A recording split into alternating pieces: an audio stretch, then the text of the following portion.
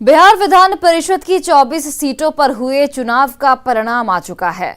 NDA के खाते में 13 सीट गई, 6 सीटों पर आरजेडी को जीत मिली। वहीं 1 सीट के साथ कांग्रेस का खाता भी खुल गया, जबकि 4 सीटों पर निर्दलियों और बागियों ने परचम लहरा दिया। आइए अब इस चुनाव परिणाम के मायने को समझते हैं।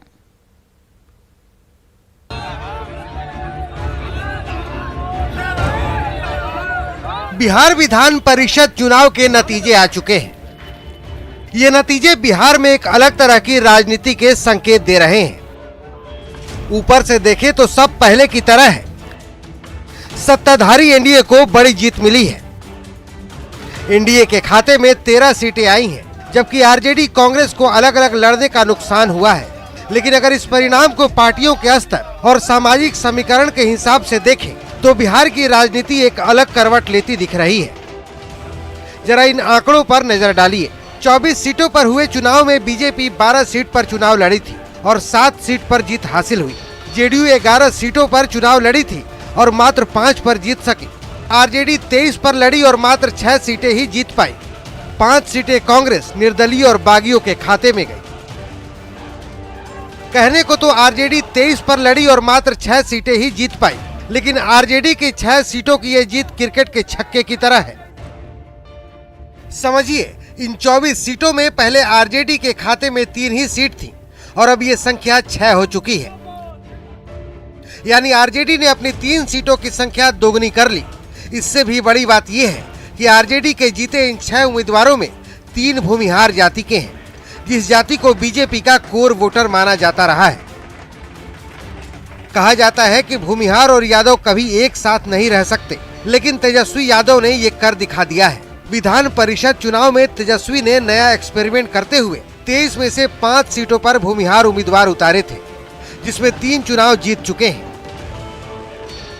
यही नहीं, बीजेपी के लिए दूसरा झटका ये है कि सारण से बीजेपी के बागी नेता और भूमिहार समाज से आने वाले सचिदानंद राय ने निर्दलीय जीत दर्ज की, जबकि बीजेपी से सिर्फ एक भूमिहार चेहरे को जीत मिली है। तो क्या बीजेपी के कोर वोटर ने उसका साथ नहीं दिया? और अगर यही फॉर्मूला सफल रहा तो 2025 विधानसभा चुनाव में एक नया समीकरण देखने को मिल सकता है। इस नतीजों ने स्पष्ट संकेत दे दिया है कि राष्ट्रीय जनता दल के प्रति तेजस्वी यादव जी के प्रति सभी जनप्रतिनिधियों ने विश्वास जताया है। ये चुनाव नतीजे बीजेपी के लिए ही नहीं, जेडीयू के लिए भी चिंता पैदा करने वाले हैं। 11 सीटों पर लड़ने वाली जेडीयू सिर्फ 5 सीटें जीत सकी।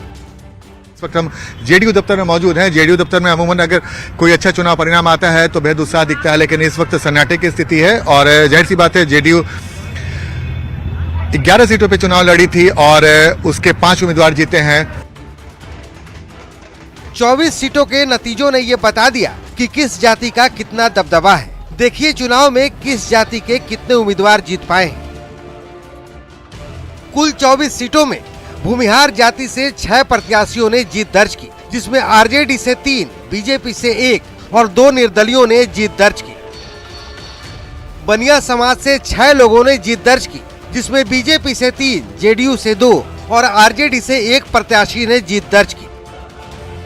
राजपूत जाति के 6 लोगों ने जीत दर्ज की, जिसमें बीजेपी से 2, जेडीयू से 2, आरजेडी से 1 और 1 निर्दलीय ने जीत दर्ज की। 24 सीटों में 5 यादव जाति के प्रत्याशियों ने जीत दर्ज की, जिसमें जेडीयू के 1, आरजेडी का 1, आरएलजेपी का 1 और अदर्स के 2 है। ब्राह्मण जाति से सिर्फ 1 प्रत्याशी को जीत हासिल हुई है, वो भी बीजेपी के कोटे से। बहरहाल नतीजों ने सियासी पार्टियों को खास जातियों की ताकत के साथ ही जाति से परे राजनीति के नफे नुकसान पर भी सोचने को मजबूर कर दिया है। न्यूज़ 18 के लिए पटना से आनंद अमृतराज के साथ ब्यूरो रिपोर्ट।